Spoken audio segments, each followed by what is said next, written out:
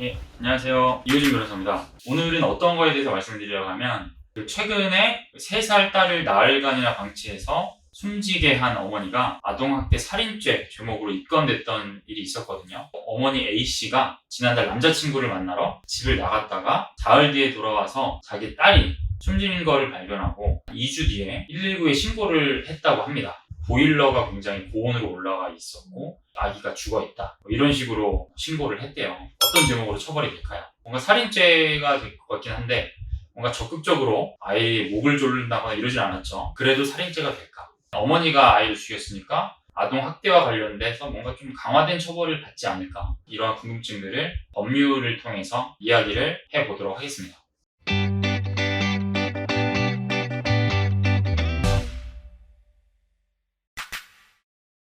법률에서는 항상 구체적인 범위가 굉장히 중요해요. 이 아동학대와 관련돼서 대표적으로 규율하고 있는 법이 아동학대 처벌에 관한 법률이라는 특별법이 있습니다. 아동학대 범죄가 발생하면 일반적인 기본법인 형법보다는 아동학대 처벌법이 먼저 적용되게 되는 겁니다. 이 아동이라는 거는 18세 미만의 사람을 이야기합니다. 학대는 뭘까? 학대라는 거는 신체 학대, 말 그대로 폭행이나 상해, 때리고 이런 것들을 대표적으로 이야기할 수 있고, 정서학대는 말 그대로 심한 말, 정신적인 뭔가 가해를 하는 거, 이런 거를 이제 정서학대라고 하고요. 그 다음에 또 요새 문제될 수 있는 것이 성학대, 브레인워시라고 하죠. 세뇌시켜가지고 저항하지 못하게끔 해서 지속적으로 성적인 어떤 가해를 하는. 그 다음에 방임, 말 그대로 내두는 거예요. 근데 이게 왜 문제가 되느냐? 잘 케어를 해야 될 의무 있는 사람이 방임을 하니까 문제가 되는 겁니다.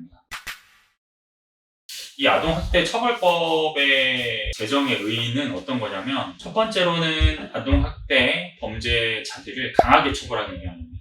일반 형법상의 처벌보다 더 가중 처벌하는 규정들을 두고 있어요. 두 번째로는 되게 좀 아이러니한데 약하게 처벌하기 위한 법률이기도 해요. 무조건적인 처벌을 하려고 하는 건 또 아니에요.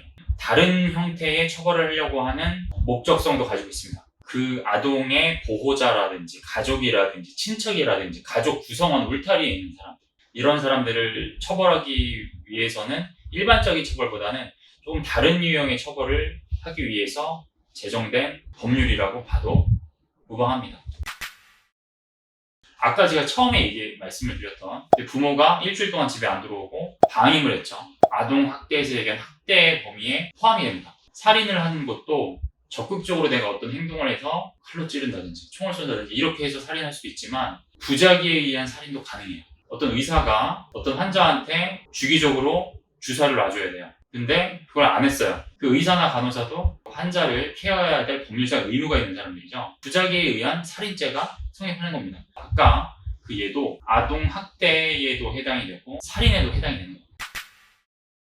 아동학대 사건이 어떻게 절차가 이루어지는가, 어떻게 수사가 이루어지는가, 제가 이제 전반적인 거를 말씀드리면, 일단은 신고, 현장을 목격했다라든지 아이를 봤는데 뭔가 아동학대의 정황이 의심이 된다라고 하면 남의 집 일인데 내가 괜히 끼어들어오는 것이 맞나?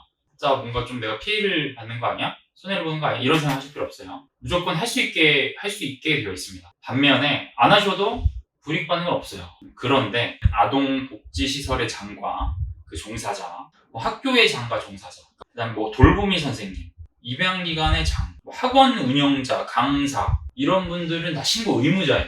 이 사람들은 아동학대 의심 정황이 포착이 되면 무조건 신고해야 돼요. 신고 의무자예요. 안 하시면은 과태료를 묻습니다. 1,000만 원 이하의 과태료가 부과됩니다.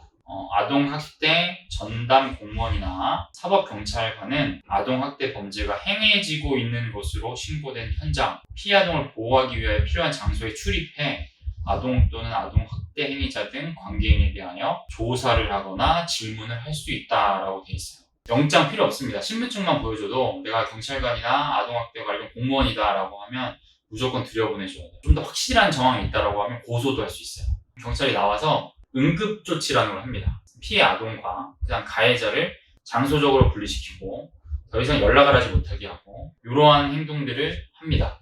그리고 이 사건이 과연 아동학대 범죄인지 수사를 해요. 가해자 불러가지고 왜 때렸습니까? 관계가 어떻게 됩니까? 뭘로 때렸습니까?